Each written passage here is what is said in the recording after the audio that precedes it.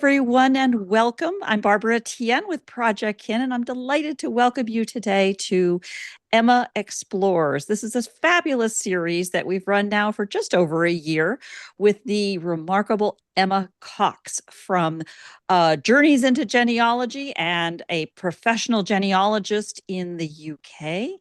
And she walks us through some of the fascinating stories she's discovered in her own family tree. So, with that, I'm going to step away and turn it over to you, Emma. Go ahead, please. Thank you very much. I'll just share my screen. Give me one moment.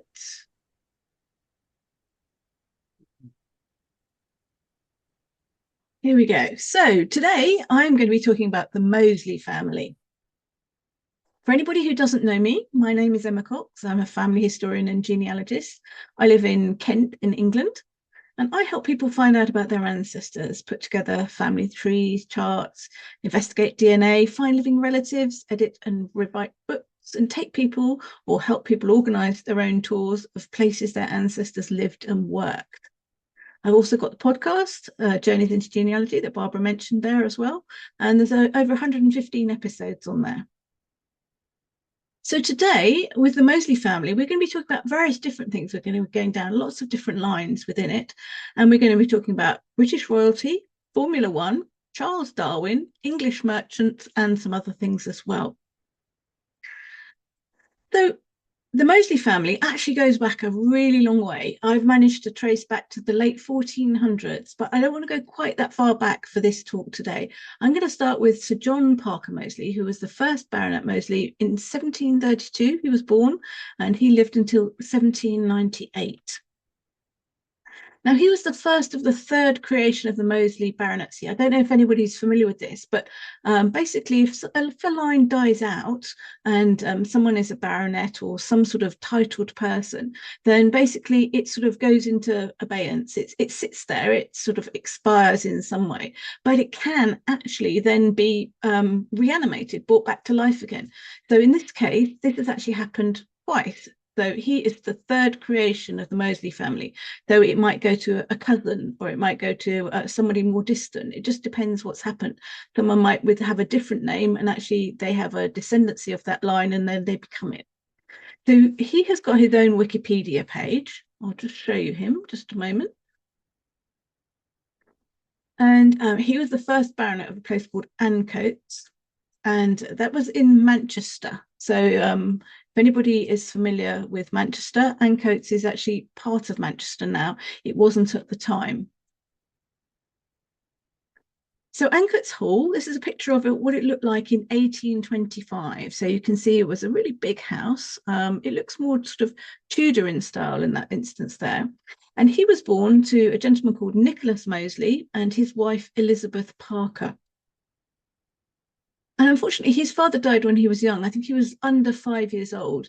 And he was adopted by his second cousin, who was also his godfather, Sir Oswald Mosley, who was a second baronet of a place called Rolleston. And he worked as a Sir John Parker Mosley, he started off as a hatter and he managed a profitable business in Manchester. And he lived at this place called Rolleston Hall. This is part of what he inherited from his godfather. And this is quite a smart looking place again, so I managed to find a nice picture of it. And also, there is a locomotive, a train, which is named after Rolleston Hall, which is quite an unusual thing to come across. A Great Western Railway train, and this is what it looks like. Something like this. So the Rolleston Hall Railway. So John Parker Mosley married a lady called Elizabeth Bailey. She was Baroness Withington. She was an heir to her father, so she inherited his title in 1760 in Manchester, and they went on to have 7 children. Oswald was born in 1761, followed by Anne 2 years later. Then my ancestor, so he was Reverend John Peploe Mosley, my 5 times great-grandfather, and he was named after his maternal great-grandfather, Samuel Peploe Mosley, who was Bishop of Chester. They carried on, they had an Ashton and an Elizabeth and a Frances Mary, she's important, remember her, and a Penelope. So it was a relatively large family for the time, not too big. And this is what Frances Mary Parker Mosley looked like. I found this lovely photograph of her, or Yes, it is a photograph. No, it's a painting. It must be a painting in those days. And I thought she looks like a kind person in that photograph. I like her face and the way she's sitting and everything. And they went on to have 15 children. So that is actually quite a lot.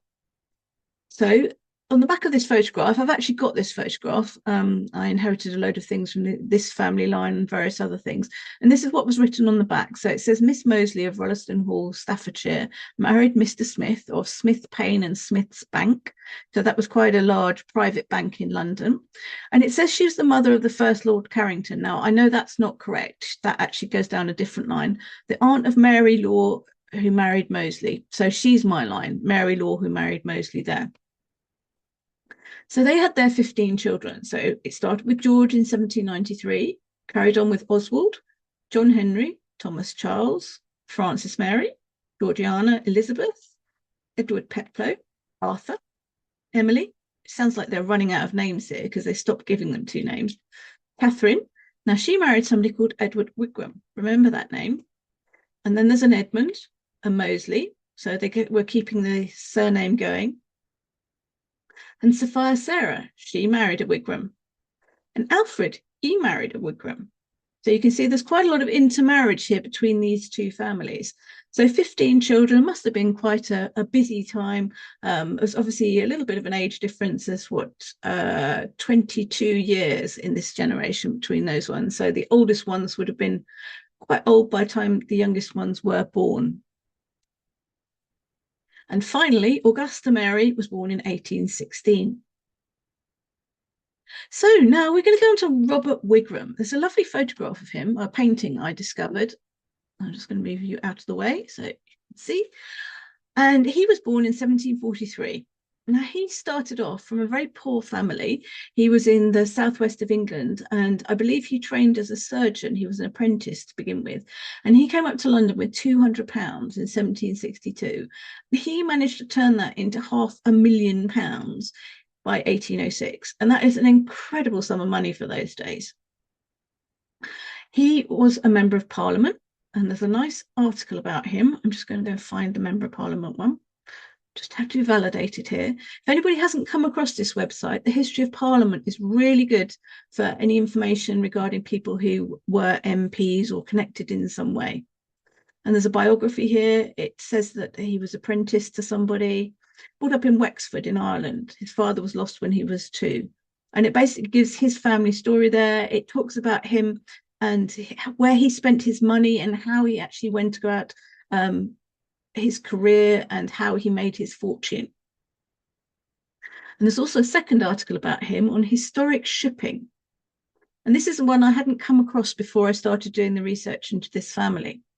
So this is, again, some of this article is repeating the information, but there's more information. It says that he arrived at Dr. Allen's about 9 o'clock and was greeted with the words, "So, young man, you are come to London. It's a place where if you fall down, no one will pick you up." So you actually got little details in here, and it talks about the ships that he invested in and different things here. So there's some really good information. He was High Sheriff of Essex. He was a merchant, and he did very well and entered Parliament. He was part of the East India Company. So obviously that was a very good thing to invest in. So there's lots and lots of information here. And when Barbara shares the slides afterwards, do go and have a look. Some of this makes fascinating reading. He called his 5th son Money. So I've not come across that before as actually a Christian name. So obviously money was fairly important to him. But remember that, it's his 5th son. So how many children do you think he might have had? Bear in mind we had 15 in the last one, and that was quite a lot. 23. Can you imagine a household with 23 children? Must have been pretty noisy. And obviously, if you've got 23 children, the eldest, there must be older ones and younger ones, and some must have probably moved out at certain times and everything. But 23 children. And you imagine the poor women that actually gave birth to quite a few children like that, because they weren't twins, they were individuals. So going back to what we were looking at earlier on with the Smith family, Edward Wigram was his 13th son, and he married Catherine Smith. William Pitt Wigram was his 16th son. It's just amazing to actually say that somebody had 16 sons. He married Sophia Sarah. Then it gets a little bit weirder. Mary Wigram married Alfred Smith, but Mary is the daughter of his 7th son. So the family relationships must have been really complicated between all of those, because there are aunts and nephews and all sorts of things within there, and sister-in-laws and brothers-in-laws. And anyhow, yes, they intermarried a lot. And also 2 sons and a daughter married Arkwright cousins. I don't know if any of you have heard of the spinning jenny in the Industrial Revolution. So they were descendants of Sir Richard Arkwright. And again, they intermarried. Lots of intermarriage here. So this isn't directly my family. The Smiths are, but it goes into the Wigram side of it. But I just thought this was really interesting and not something I've come across before. And I found this wonderful illustration. This is the entire family. And they've kept the first wife in there as well. So the painting you can see on the wall there, that is the first wife with a child that unfortunately died very young. And the person on the far left, he is the eldest son. So he was the first wife. And then there's Robert Wigram himself. And then there's Lady Wigram is 2 along from him. And then the rest are their children, all of them. And Money is the one standing up next to the harp in the middle. And I just thought that's an amazing illustration to see with everybody together. What a household. So we're going back now. We're going to Francis's brother, Oswald. So he was the 2nd son of Francis Mary Parker Mosley, and he married a lady called Henrietta Mildred Hodgson at St. George's in Hanover Square, London. A lot of fancy marriages took place at St. George's. They had 18 children. So can you imagine all these different things here? 15 one generation, 18 another. The family gatherings must have been enormous if they actually had them. And their 8th child, her name was Frances Dora Smith, and she was born in 1832, and she married Charles Bowes-Lyon, who was the 13th Earl of Strathmore in Scotland. And they had Claude George Bowes-Lyon, who was the 14th Earl of Strathmore. He married a lady called Cecilia Nina Cavendish Bentinck, and again, that's a very good family in England. And their daughter was Elizabeth Angela Marguerite Bowes-Lyon, and she was born on the 4th of August, 1900. Any ideas who she might be? It's a little bit of a clue coming up. She's the Queen Mother, yeah. She is the Queen Mother, yeah. Queen Elizabeth, the Queen Mother. Yeah. So she is my 4th cousin 3 times removed. And I think it's quite fun that she has Smith in her ancestry. So Smith being such a common name everywhere. It's the most common name in the UK, and it's part of our royal family. And we continue. So my ancestor, the Reverend John Peploe Mosley, he's my 5 times great-grandfather. He married Sarah Maria Paget in 1790, and they had 6 children. So they had Mary Elizabeth in 1792, and then Peploe, John Edward, Anna Maria, William Bailey, Francis, and there may be others, because if you look at the dates of these, we've got 1792, 93, 95, then there's a gap to 99, then there's a big gap to 1806, 1807. So I think that either there are other children that I haven't discovered, or they might have died young, or something like that. So that's an area that I do want to try and explore and see if I can fill in any of those gaps, because I think there are bound to be gaps in there. So the last person on this one is Frances Mosley. So she's born in 1807, and she married Francis Wedgwood. So we've got Francis and Francis. So can you imagine it in their house? I mean, I don't know whether they would have been called Francis, whether he was Frank. I don't know what they would have said, but Francis and Francis, how do you know which one you're talking to?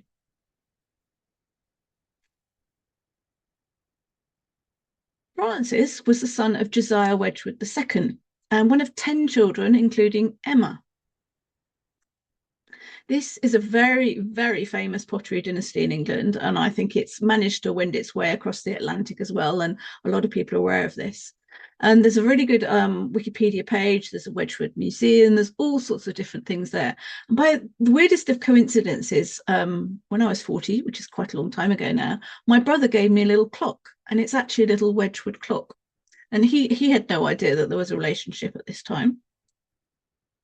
So Josiah's sister Susanna married Robert Darwin.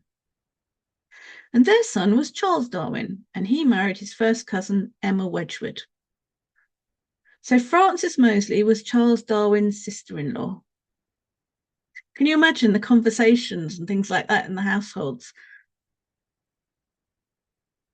There were probably controversies and different things, and people wouldn't necessarily agreed about everything, especially because she came from quite a religious family with lots of bishops and things there. So his thoughts about the origin of species and things, who knows what people said to each other. Now we're going a little bit more in a different direction here. So Oswald, he is the eldest son of John Parker Mosley, who was the first one. And he married a lady called Elizabeth Tonman.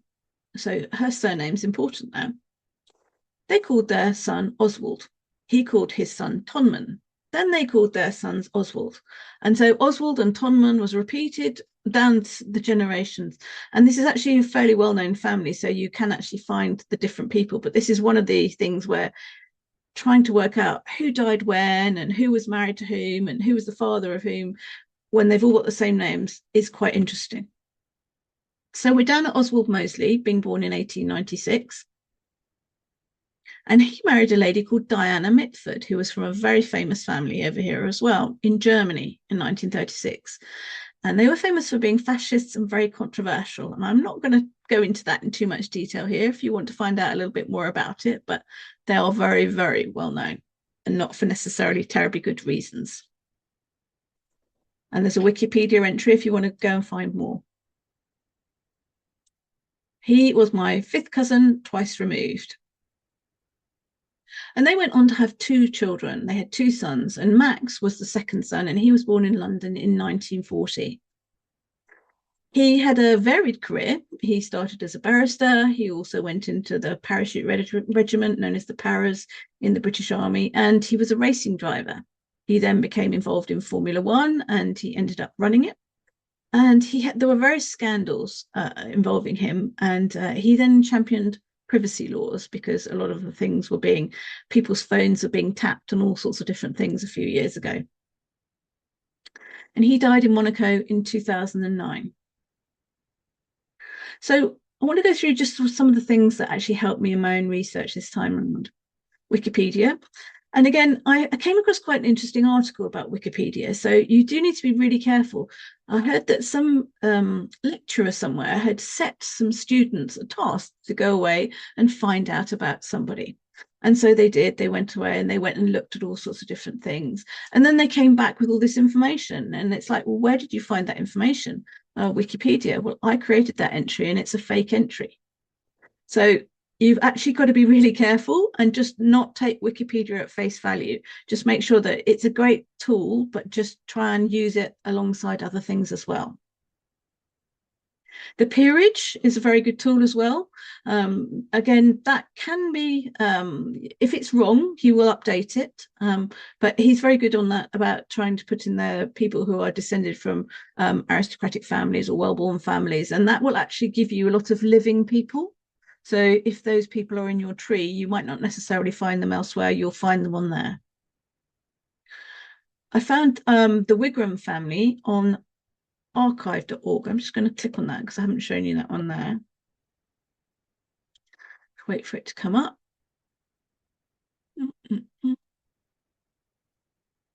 So this is where someone has actually written out the entire Wigram family here. This is a copy of a book that someone's done, genealogy collection.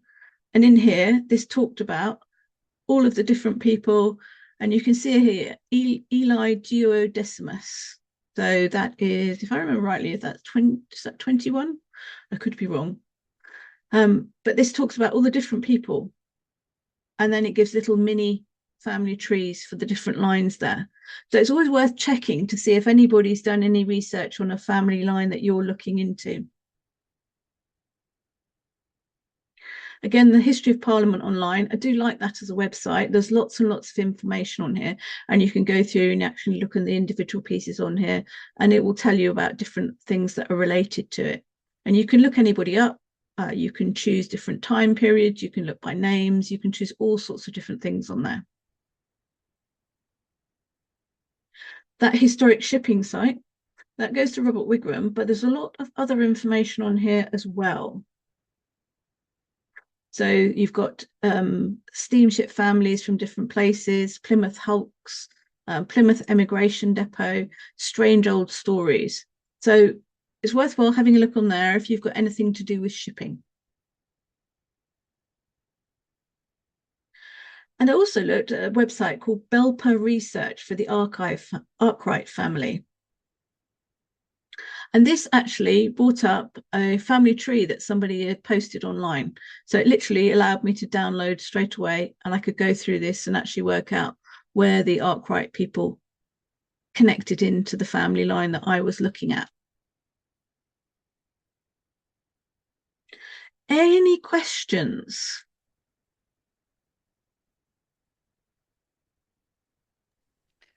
Very cool, as always, Emma. Just to kick things off and get the rest of you started with questions, one of the things that I found a recommendation from somebody a while back about Wikipedia is, of course, the dangers of trusting everything you're there, but also the resources. I think it's usually called resources. Essentially, it's the bibliography that is referenced on a page, can be some of the most useful things, especially now since so many of the books are available online in one form or another, which can be, especially in family history, especially a very useful source of information. And leading on from that, you can actually create your own Wikipedia pages. You can be an author on there as well. If there's right. family information that you think is worth sharing, put it up there. And again, use the sources as Barbara suggested. Yeah, not only that, but you can go in and edit, propose edits to things that are already there that you see to be wrong. And the same is true for the Internet Archive. You referenced archive.org as the Internet Archive. There's a couple of different really, really valuable things that you can do. One is, if you do have any of those family history books that you've inherited yourself, to take those, scan them carefully, and upload them to the Internet Archive as a way to back them up, and share them with others. Another pathway to that is using the Wayback Machine. So I made a practice of this myself many years ago. If you have pages, in this case it was building websites, but you have pages of things that are just coming down, and you know that too bad, bye-bye, but I'm not paying for it, it's got to go. You create an account, and you just, it's practically as easy as entering a URL and hitting a button, and it makes a backup copy of that with a date stamp for where it is. It's a very cool way to go back and find old things that you thought used to be there. Yeah. It's amazing the tools that are out there that you sort of vaguely know, but you might not necessarily know how to make the most of them. Yeah.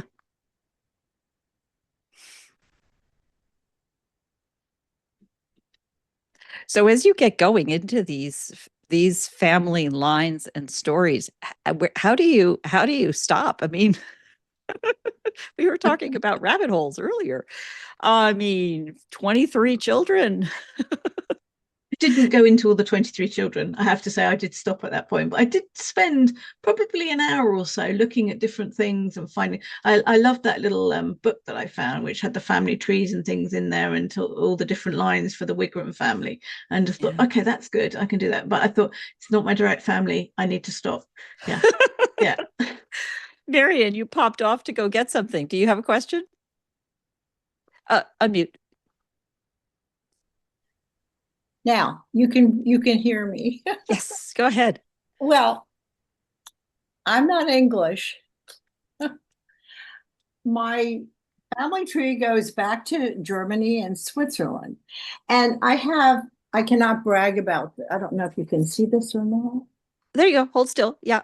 You can see it. Okay. Pitchforks. Go ahead. I have a relative that put together a large book. It's about, how many pages?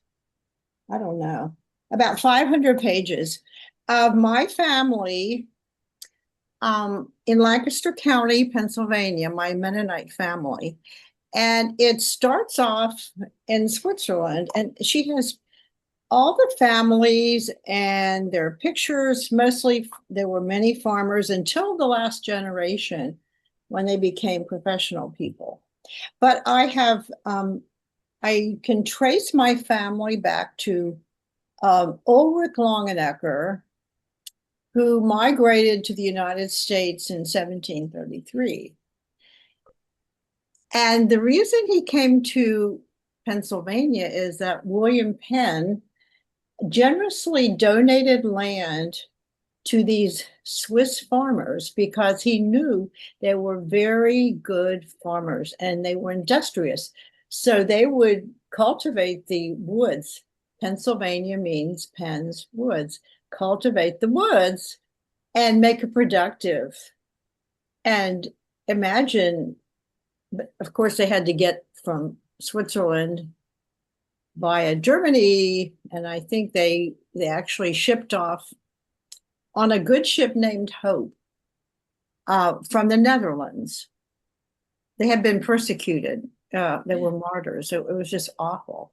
So imagine their joy, and then finally ecstasy when they get to the land, even though they have to cut down trees, cultivate the land. What a gift, So anyway. Yeah. What I'm saying is I have a wonderful resource, and there is a Facebook page with not the Longeneckers, but my other side, the Nutzler family, and I actually have what I would call primary sources, and I don't have to go to Wikipedia. For the Bill has just chimed in. Thank you, Bill. I too have Swiss Mennonites in Lancaster really? as well. The last name is Kaufman. This is Bill Butcher answering. Yeah. Yeah, I mean, these are just amazing stories. To your side that has a Facebook page, is it with with documents and so on in the Facebook? It's called The Descendants of Valentine Metzler. Now that's my mother's side. And they have a Facebook page, and I did a blog post about it some time ago, but I really didn't do a whole lot of research because I was writing my memoir, and which by the way is fabulous. I've been a bit a fan of yours for a while, and the Mennonites will come back to that connection, but fabulous. What I'm concerned about is I always worry about folks who have deep resources collected of extended family archives on Facebook. This is not a political statement. It's a technical comment. Just be sure that whoever it is that's managing that site has a structured backup archive of that kind of material. Because of the risk, and I'll give you an example that had nothing to do with politics or anything else. A story was told to me by someone who very simply was the only administrator for a site that she maintained. You may remember this, Linda. It was at Ponga. And she was the administrator for a Facebook site that told the story of a small town in, I want to say, Nova Scotia, or out in Maine, one of the islands out there, very remote area. And there were very few people, but they had collected and found each other on Facebook, all of these resources in Facebook. And then she, who was the administrator, the technical one relative to everybody else, for her birthday, she innocently posted a picture of herself, buck naked as a baby. Isn't this cute? It's my birthday. Well, that was apparently misunderstood. And she was banned from Facebook for like 3 months or something like that before she was able to get her site back. Fair, that happens. Wrong, shouldn't have happened. The whole site was gone because it had no administrator for that period of time. So always looking at the unexpected backups and redundancies and so on. So I especially worry about such precious resources like that, making sure that people have backups is really all it comes down to. I like what we do here at Substack because of the redundancies, but making sure that and happy to take that offline. That's enough. I'll get off my soapbox. You can also download your Facebook archive. So it's Yes. worthwhile doing it as well. Yes, that's absolutely true. In this case, what I'm worried about is a page that has, these wonderful collections from lots of different people. Yeah. That makes it especially hard to scrape all of the things and make sure they're all backed up and archived. Because this is great stuff. It's like that book you held up. You've got lots of things stuffed in there from different places. I've been thinking about ways to give people clear direction about how to back stuff up like that to the Internet Archive.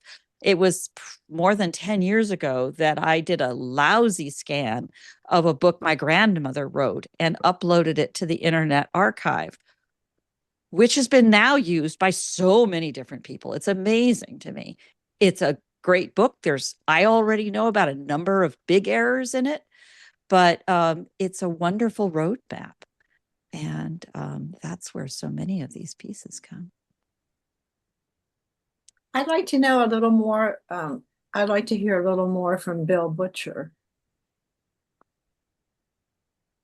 I don't see his face, but I still see his name. Do you have a microphone, Bill?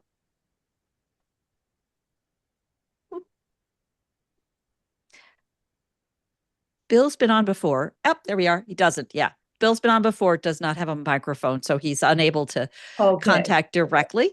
Are you on Substack, Bill? I don't remember myself. Marion, you can drop yes, Marion, go ahead and drop your handle for Substack.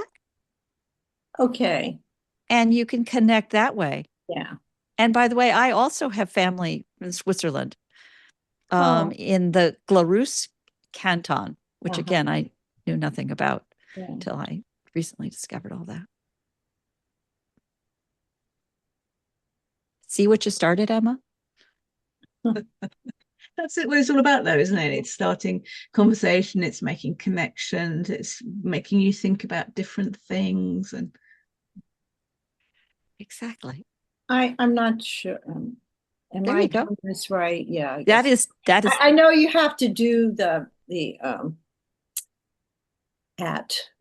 No. Yeah, that's right. To make the. That's right. Okay. It's different from that's absolutely WordPress. Correct. Yeah. Yeah. And from that, Bill can tap on that, and then he would have your profile. He would see your page and everything else, and can reply. That would be great. Yeah, that's a nice thing about doing that, because then you don't have to share an email address, and that just gets complicated. Yeah.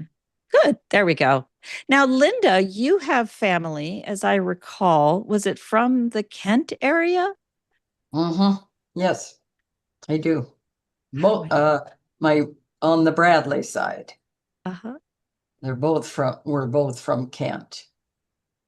That's something Emma knows a lot about.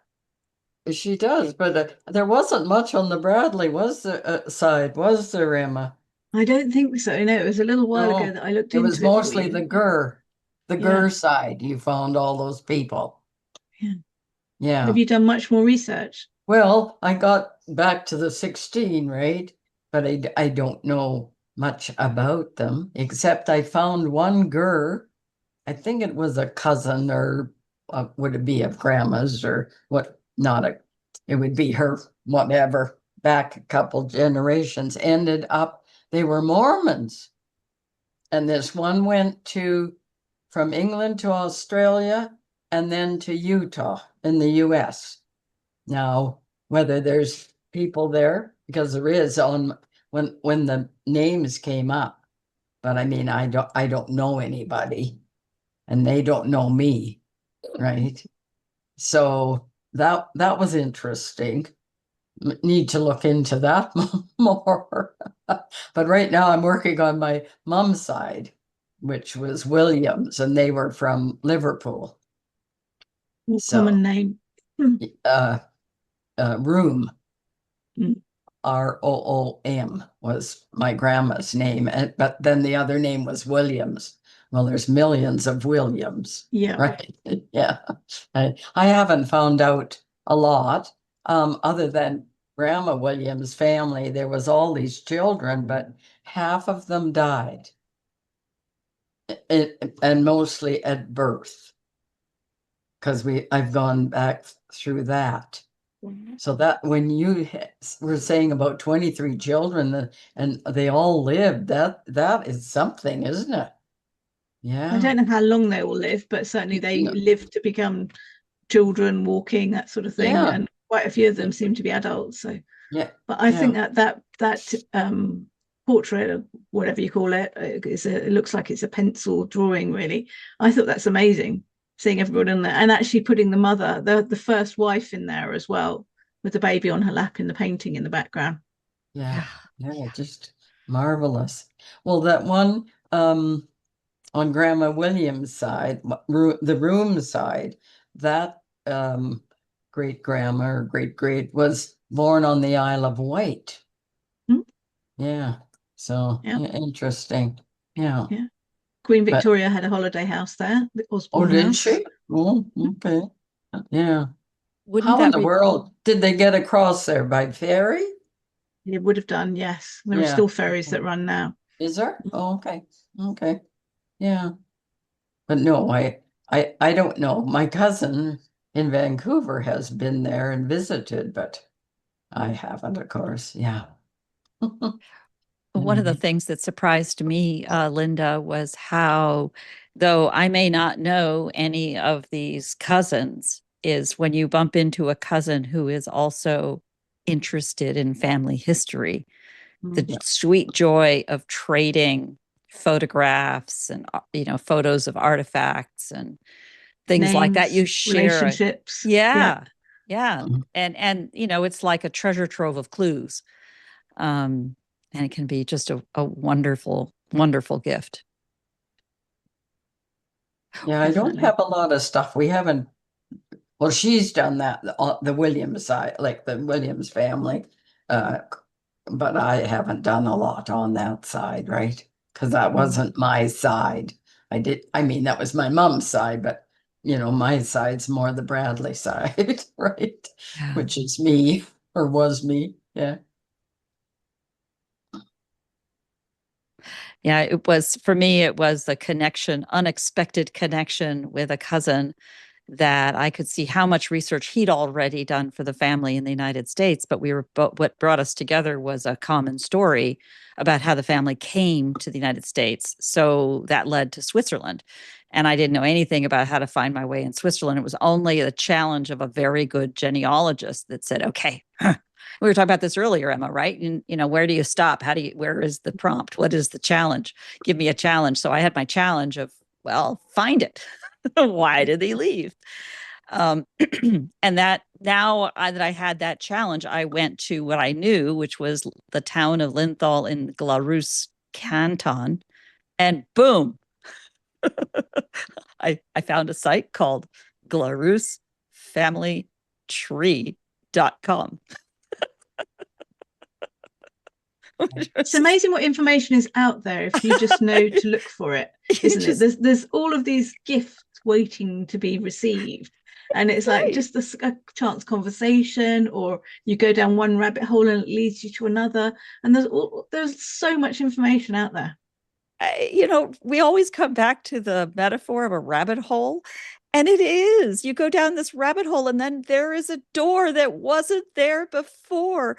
And there's a little golden key on a glass table, and you just have to eat something. So you grow and you can reach the key, and then you get down, and now you can't get through the door because you're too big. I was heavily influenced by the Alice in Wonderland as a child. It's true. Emma, what relatives do you have on the Bowles Lion side there, or the Lion Bull side, or of the Queen Mother? So I basically can trace back to where we join. So that goes back to Parker Mosley and things like that. But obviously all of her brothers and sisters are relatives, and aunts and uncles and that sort of thing. So there's presumably quite a few. I haven't done any more research on that side, but I did actually pick up her biography, or autobiography it was, which is about 6 inches thick. And I thought, okay, it's got a family tree in there, so I will confirm this via other sources and everything, just to make sure. Because I think one of the times it came up was Roots Tech relatives, I think, a couple of years ago, and working out there, someone had said that they were descended on this line or whatever, and I managed to connect things up together. Interesting. Yeah. Yeah. You have some interesting people in your family. I do. I'm really lucky. Yeah. That brings back kind of best practices for preparing for relatives at Roots Tech. I have people that I had these promising conversations with, and then, the follow-up doesn't happen. And figuring out how to make the most of that. When you do find somebody as close as a third or fourth cousin, that's pretty cool. I think it's pretty cool just finding anybody on there, really, because the thing I like about it is obviously living cousins is fantastic, but it can allow me to go further back, because quite often the place that you join is not actually necessarily somewhere that you've explored on your own Right. tree. Exactly. And it's like, oh, they've managed to go back that line. Is that right? And then you start going back a couple of generations further and you think, oh, yes, that does work. Or no, it doesn't. And so, yes, there are certain people you're related to, and other ones they've copied, unfortunately, something that was incorrect. And right. Yeah. But highly recommend sort of if you're going to do it, make sure that your tree is as full as possible on Family Search. And I'm actually going to be doing an interview with Lucy from Family Search in the next few weeks, so we'll be posting about that. You can do a fan view on Family Search. I don't know if you're familiar with that, but that will actually show you the different places that people come from. They have that in different colors, and it will also show you all the holes and the places that are missing, or where it goes to different people. So get that as full as possible, so that you've got as many potential connections on there. And then when you find a connection, take screenshots of it, clip the screen, so that you can actually see where your potential connections meet up. Yeah. And then you've got that for looking at things afterwards. Yeah. Those will be my 2 top tips for doing things. Yeah, that's a great idea. I know my father's side just completely transformed this year since last year's Roots Tech. And now that you mention it, I haven't really gone back and looked at even the screenshots I just, studiously took last year, because, one gets busy. I know, I'm the same, but I've got them there. They're sitting there for when I do have the time and the interest to actually go into it. When I'm looking at a particular line, I could always go back and say, oh, yes. And I do actually annotate the screenshots that I take. I use something called Snagit, which I did a little post about, and I will put on there it's whatever line and their relationship, so that I know when I'm looking at the images going through them, because I had quite a few, and there must have been 30 or 40 that I took, maybe more than that. Yeah. Mm. Yeah, I suspect Bill asks, I guess relatives at Roots Tech is only temporary due to it requiring large digital resources. I always try to add them as contacts to at least preserve the names. That is to say, to add the, relatives that you meet who are at Roots Tech as contacts in your Roots Tech configuration. And yeah, that's a really good idea. Also Family Search. Yeah, Yeah. it saves it in Family Search, doesn't it, for you? That's right. And you can still chat with those people on Family Search well after the show. The challenge is that many people are not actively using Family Search the way people might use email or Substack even. So they won't see messages for weeks and months at a time. But it's, we're all back there during Roots Tech, so it's worth taking a look there. And it's opens on the 24th. Oh, that's right. Registration opens on the 24th, so that's next week. Yeah, a week from yesterday. Less than a week away. And it's just open for a week? No, that's when it first from then opens. until Roots Tech. That's where you can start to register. Oh, I see. Okay. One of the ladies that I had helping me at the Mormon church, when I said my maiden name was Bradley, she said, I have Bradley in my line. and it is on my Grandpa Bradley's side, but it's on her mom's side. her mom's married a Bradley. Yeah, that was kind of interesting, but it's a few generations back, right? Yeah. There That you was go. kind of, Find a relative yeah. of Roots Tech in your local family search center. Yeah, it was great. Yeah. Yeah. Well, those kinds of connections are what it's all about, to be able to really understand what that connection is. So, It's Mary and also I, worthwhile just briefly talking about the famous relatives thing as part of family search, because again, those family lines, they're generally fairly well verified, and you can see where you connect on those. that's honestly where those are the ones that I doubt my end of it. I don't doubt their end of it, but that's where I have to say, Yes. really? Yeah. Who claimed that exactly? I was going to say, Marion, do you know what canton in Switzerland your ancestors were from? Yes, I do, but I can't. I looked at my blog post this morning and now it escapes me. That's okay. I'll go look in your blog post. Yeah. We visited the dairy farm that has been in our family for centuries. So about 30 years ago, we went there and the cows were kept underneath, and then they provide warmth Oh, I for remember that post. people above. Yeah. And Yeah. this family, they gave us tea and homemade bread and cheese. The milk was so pure that he didn't have to pasteurize his milk. The dairy didn't require that. From he had awards about good milk. MILCH, I guess that's Milch, the yeah. Swiss way to Yeah. spell. So you have Swiss relatives too? I do.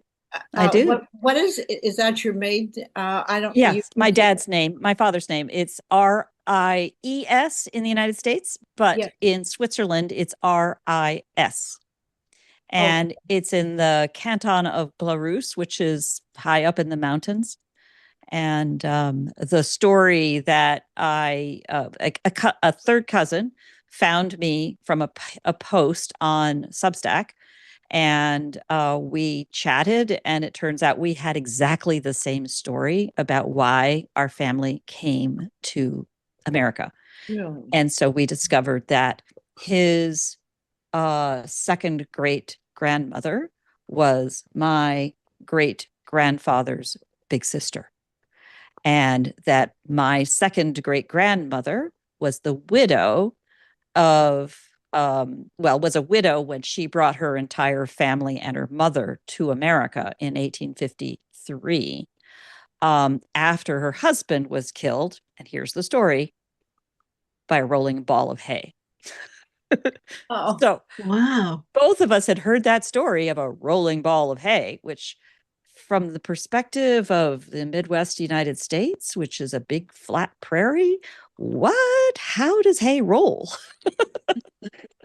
Down the hill. Yeah. Yeah, what Yeah. hill? Hill? What hill?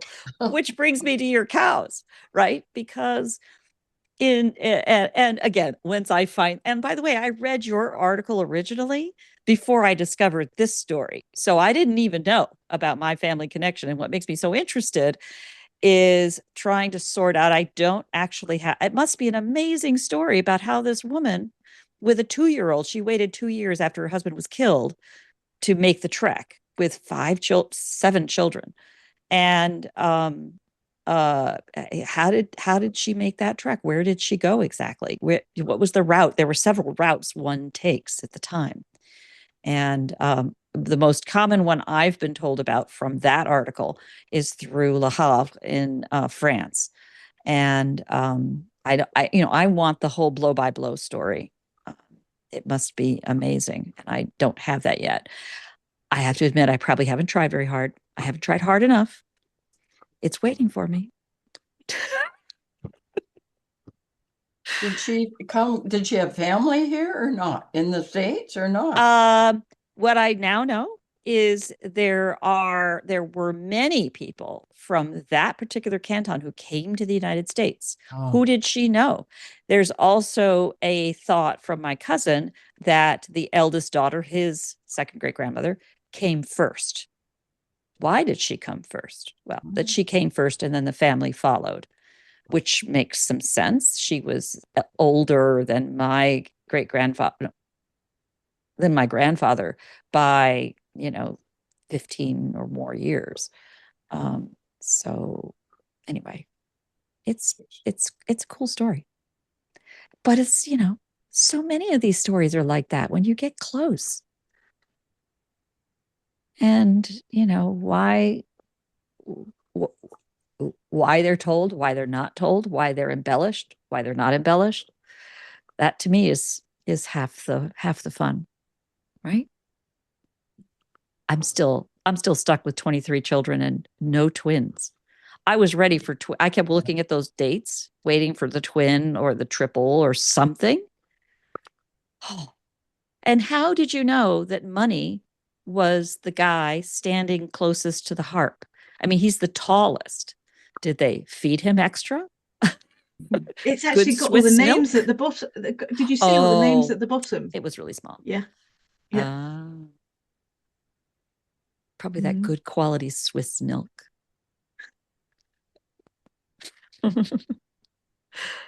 Oh, and the rolling ball of hay, they grow the hay at the top of the mountains.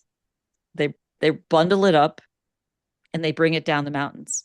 And my 2X great-grandfather was a cooper, the wire parts of barrels. Yeah. So I figure he was the kind of person that would have fixed the sledges that which are made of wood and metal, to bring that down the mountain. And so maybe he was repairing a sledge, and things happen. Do you know they do cheese rolling in England?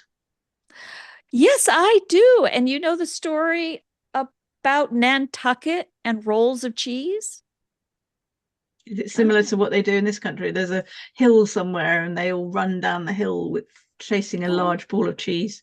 Oh no, I'm sorry. My Nantucket story is about cheese and Lafayette and France. My bad. But yeah, probably Wisconsin. Do they have hills in Wisconsin? Roll cheese down. Probably. Yeah. Maybe not too big so nobody gets hurt. Well, people do get hurt. Yeah. Cheese is even heavier than hay, I would think. And it's a steep hill. Yeah. If you're going to bother. More adventures in family stories. Thank you so much, Emma. This has been wonderful. Another little wander down a fur-lined rabbit hole, today's word of the day, and looking for keys and glass tables and little doors, and the Queen Mother, right? So, plus, of course, her connections that made her the Queen Mother, and all of the other bits of top hats and white gloves that put it all together. Good stuff. Thank you. Any tips on next week? Next month? I haven't decided yet. Now you all know wait and see. That on the Friday before what we all know as Emma Cox Week, the Friday before is celebrated with a special Substack Live session where Emma whispers to me about what's coming. You won't want to miss that. There's a few advance treats. That's right. That's right. Okay, well, thank you so much. I'll be getting the recording out shortly, and always feel free to drop your comments and questions into the notes, and be sure to check out Journeys into Genealogy and Emma's My Family Tree, is it? Yeah, my Substack. Your Substack. Emma, yeah, is that what you're talking about? Yeah, I was actually looking for the Substack domain. What's the subdomain? My Family Tree. myfamilytree.substack.com. There we go. And there you go. Learning about the Arkwright as the inventor of the spinning jenny. I think that's right. Yeah. Learn something new every day. Thank you all. Thank you. Thank you very much, Barbara. Thank you. Emma, Thank you. all the others. Take care now. Bye-bye. Bye. Bye.